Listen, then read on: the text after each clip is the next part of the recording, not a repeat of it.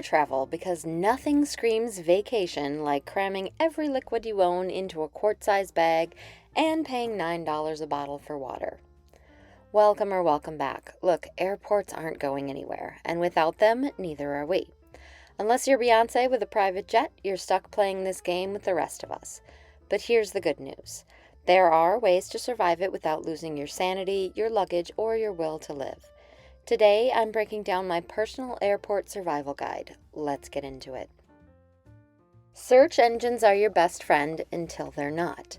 Sure, they'll show you an abundance of flight options, but when it's time to commit, book directly with the airline.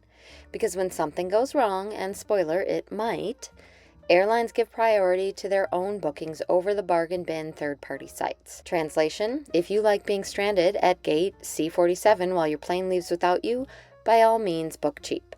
Otherwise, skip the middleman. You'll thank me when your flight is delayed and you actually get rebooked instead of being told to call customer service. Yes, I know, waking up at 3 a.m. to haul yourself to the airport feels like punishment. But hear me out.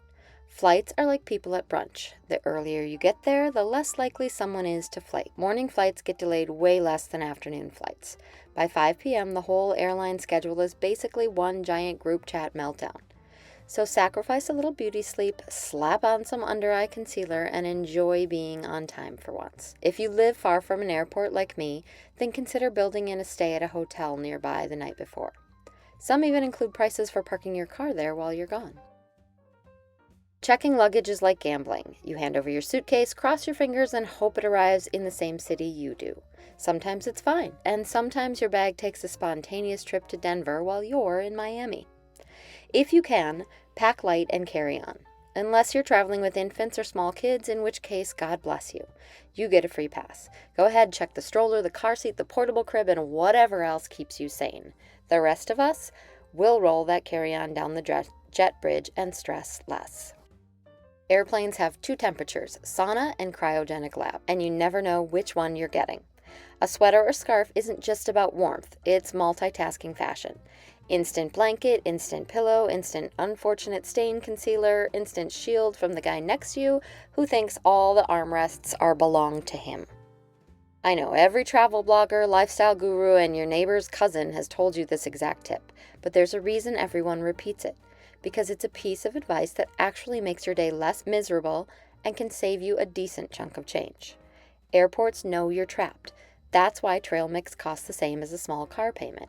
Bring your own snacks and refillable water bottle. Most airports now have those magical refill stations, so you can fill up for free and save the environment from another single-use plastic bottle. Here's where it gets empowering. Did you know the U.S. Department of Transportation has this handy little thing called the Airline Customer Service Dashboard? It's like the receipts folder for airlines. Want to know what the airline actually owes you when they cancel your flight? Check the dashboard. Spoiler, it's not just a snack voucher and a sympathetic shrug. Airlines hate when you know this stuff, which is exactly why you should.